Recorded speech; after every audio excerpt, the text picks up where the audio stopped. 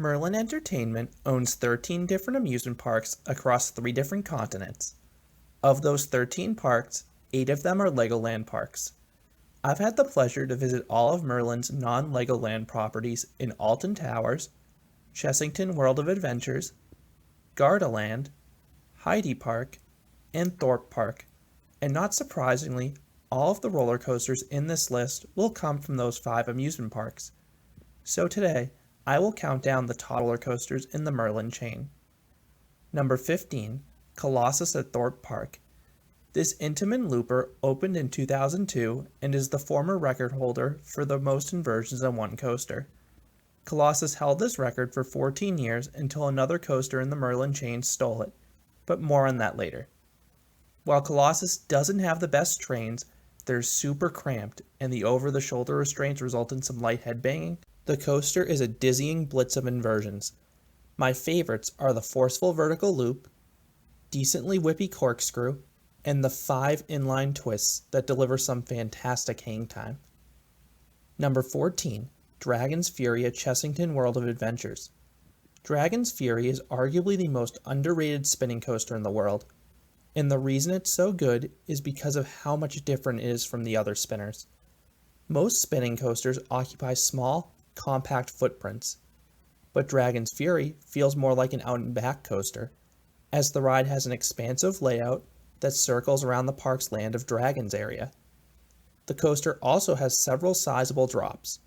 Most spinning coasters focus more on helixes, and Dragon's Fury does have its fair share of helixes in between these drops, but these larger drops are what help differentiate it from the pack. Oh, and your car will pretty much spin non-stop throughout the ride for maximum craziness. Number 13, Nemesis Inferno at Thorpe Park. Nemesis Inferno is often considered one of the worst B&M inverts, and I think that's fair. However, that does not make it a bad ride. In fact, I do like it.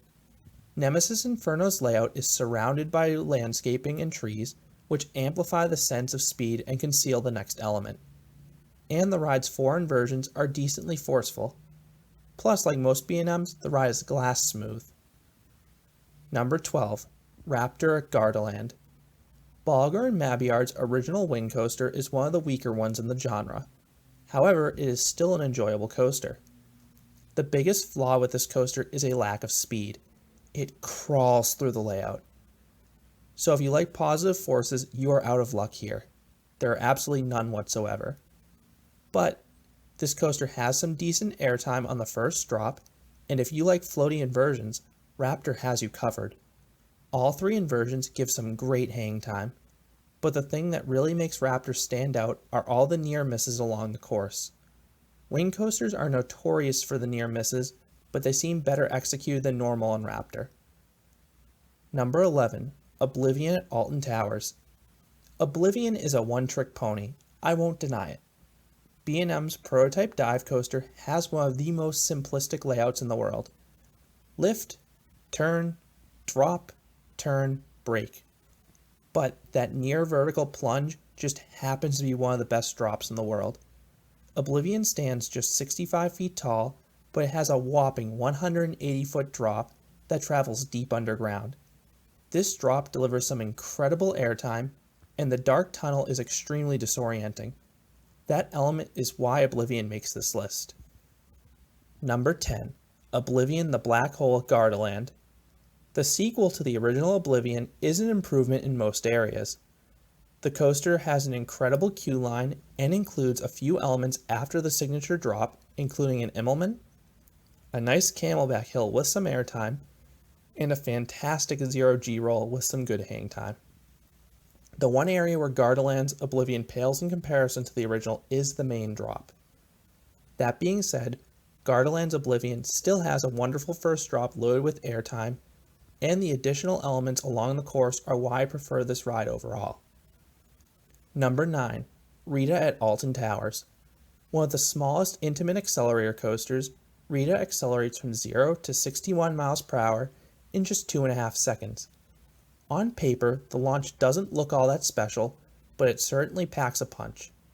And since this accelerator coaster hugs the ground far more than the others, you can really appreciate every ounce of the ride's speed. Unlike most launch coasters that rise into a top hat at the start, Rita blasts into a sharply banked turn with some very abrupt laterals. That's followed by two solid S-hills with quick pops of airtime, a third S-hill that's a bit of a throwaway element, and a nice pop of ejector airtime as you enter the brake run. So while it isn't as good as the larger accelerator coasters, it does offer speed and good pacing. Number 8. Desert Race at Heide Park. This is a near clone of Rita. The coaster is 1 mile per hour faster and just a few feet shorter. But this coaster felt noticeably faster and more intense. The launch felt comparable, but the airtime on the 4 hills felt much stronger, which is why I placed it 1 spot ahead of Rita. Number 7. Swarm at Thorpe Park. Swarm is yet another wing coaster that makes its way onto this list. And like Raptor, this one has some amazing near-miss elements along the course. Most notably the billboard you rip through and the inline twist through the station. Unlike Raptor that has a conventional first drop, Swarm has a wing over first drop, which is an interesting element that starts with hang time before switching to positive G's at the bottom. But those are the only positive G's in the ride. The rest of the ride has more of a floaty mix of inversions like Raptor, except on this one you can actually feel the ride speed in between elements, which make it considerably better. Number 6. Saw the ride at Thorpe Park.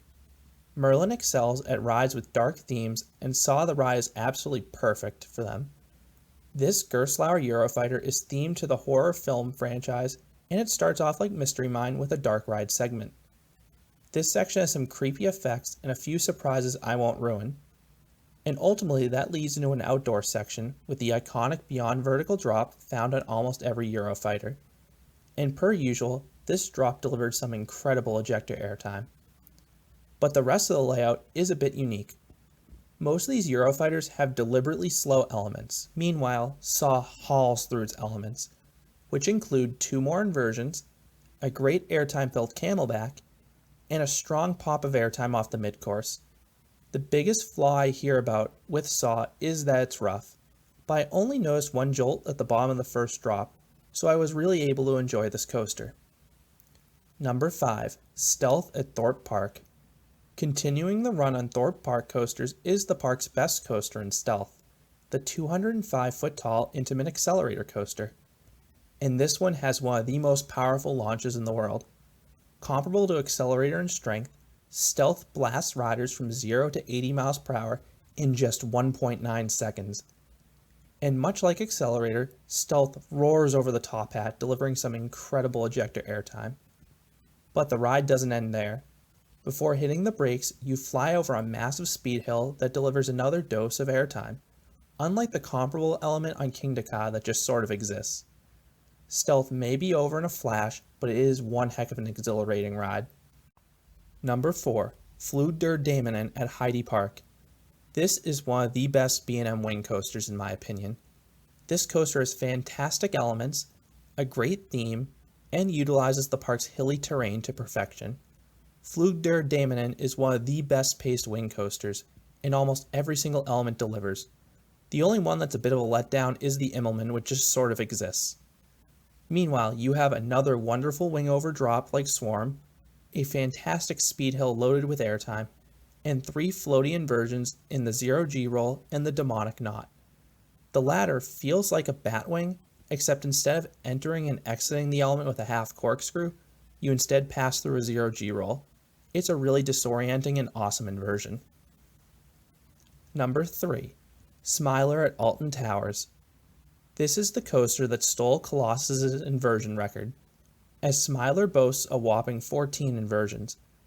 This Gerstlauer Infinity coaster has a downright bizarre theme, but this coaster is visually stunning with the devilishly twisted mess of track and massive machine in the center of the ride. The Smiler is essentially 2 coasters spliced together, but both halves are a relentless barrage of inversions.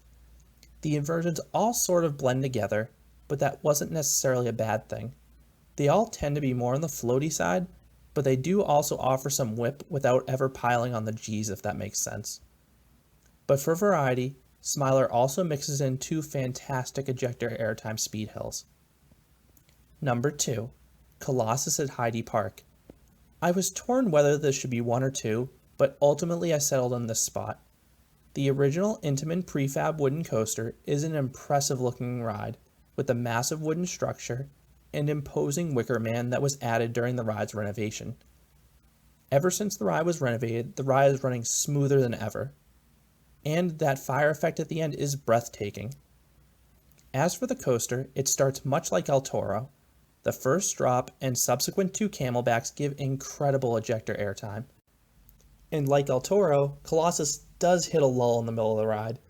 The speed hill doesn't really do too much, and the helix is awful. The ride just comes to a dead halt during this element, as it's slow and forceless. But the final few bunny hills do go back to giving some decent airtime. It just didn't deliver as much as, say, the bunny hills on Balder. Number 1. Nemesis at Alton Towers. Considered by many to be the world's best inverted coaster, Nemesis combines a super forceful ride experience with stunning landscaping. Ultimately, it's my personal number 2 favorite invert after Osiris. Nemesis stands just 43 feet tall, but it descends 104 feet over the course of the ride and continuously builds more and more speed as it descends deeper into those trenches. Along the way, you are pummeled with snappy and forceful elements, most notably the 2 corkscrews, this intense downwards helix, and this wild 0G roll over the station. I ended up placing Nemesis above Colossus because of the superior pacing, but it really was a coin flip. Both are fantastic rides. So those are my top 15 roller coasters in the Merlin chain. What are your favorites in the chain, or thoughts on the Merlin roller coasters in general? I would love to hear your thoughts down below. Subscribe for more roller coaster videos here at Canopy Coaster, and thanks for listening.